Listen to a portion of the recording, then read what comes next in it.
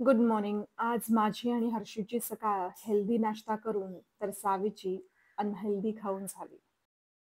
छान सोबत quality time spend झाल्यानंतर आम्ही पोहोचलो रूममध्ये. त्यानंतर आम्ही आमच्या बॅग पॅक केल्या आणि खाली वेटिंग एरियामध्ये आम्ही बसलो कारण आमची कॅब येणार होती. कॅब आल्यानंतर आम्ही निघालो एअरपोर्टवर जाण्यासाठी कारण आज होता आमचा लास्ट डे हैदराबादमधला. आत्ता साधारण सकाळचे 9:30 वाजले असतील. हर्षूची फ्लाईट होती 12 वाजेची आणि माझी फ्लाईट होती 12:15 वाजेची. 11 वाजता आम्ही एअरपोर्टवर पोहोचलो. तर पोहोचल्यानंतर आम्हाला सगळं चेक इन करून घ्यायचं होतं. चेक इन करून झाल्यानंतर हर्षूचा फ्लाईटचा वेळ झाला आणि ती गेली तिच्या फ्लाईटकडे. मी वेट करत असताना माझ्या लक्षात आलं की माझी फ्लाईट 10 मिनिट लेट होती. 10 मिनिट लेट करत करत माझी फ्लाईट 1 तास लेट झाली. 12:15ची माझी फ्लाईट आली 1:20ला आणि फायनली मी फ्लाईटमध्ये जाऊन बसले. आणि 15-20 मिनिटानंतर फायनली फ्लाईट टेक ऑफ झाली. जेव्हा फ्लाईट वर जाते ना तेव्हा एक माहित नाही काय होतं, पण एक आतून एक वेगळीच असं हे फिलिंगच वेगळं आहे. हे तुम्ही असं एक्सप्लेन करूच शकत नाही. आणि ही मध्येच सावली मध्येच ऊन असं दिसतंय ना, ही ढगांची शॅडो आहे. ढग जिथे वरती असतात ना तिथे खाली सावली असते असं मला दिसत होतं. मध्येच ढग असे बाजूला सरकवून विमान असं पुढे पुढे जात होतं. वच में जेम वाटे कि ते खेतर में कपास ना भोंडा पड़ेला रहता नहीं जमीन पे, ते केम देखावन ना तेव देखाय. एकदम उच्च आवानंतर म्हणजे हावडा हेटानु काही न देखाय रे. ढगन ती उच्च आवानंतर आई येऊ देखावच.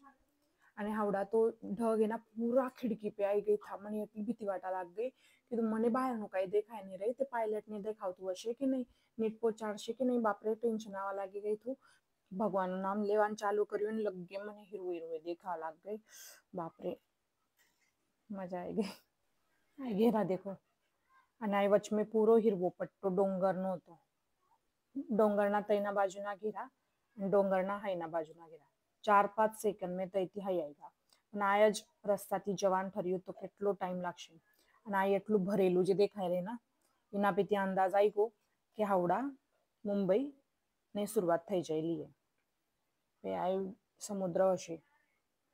એટલી હિરવળ પછી હાઈથી તઈથી નદીઓનું પાણી આવેલું અમે એકત્ર થયું હશે. મુંબઈની 20-20 તાલની બિલ્ડિંગો પણ એકદમ માચીસની કાળીમાં છોટે છોટે દેખાય. તેનાથી બી છોટો તો આ ઘેરા છોટા છોટા ઘેરાનું તો વાત જ નહીં. ઓલમોસ્ટ છપરા નિळा નિळा દેખાયરા ઘેરાના કારણ વરસાદના દાડામાં ખૂબ ગળજ म्हणून તે નિळા કલરનું પ્લાસ્ટિકનું બારદાન આવતું ને તે લગાડેલું હતું. मुंबई एयरपोर्ट पे फ्लाइट लैंड થઈ ગઈ. પછી હું ફ્લાઇટ મેથી નીકળીને બઠી મિની બસ में 2:30 વાગે હું પહોંચી મુંબઈ में અને પછી મને રિક્ષા મળી. રિક્ષા મેં બઠીને હું પહોંચી ઘેર 3 વાગે લોગી. આવડા ઘેર જઈને તો રાંધવાનું કઈ ટાળો નહીં હતો કારણ મૂડ જ નહીં હતો.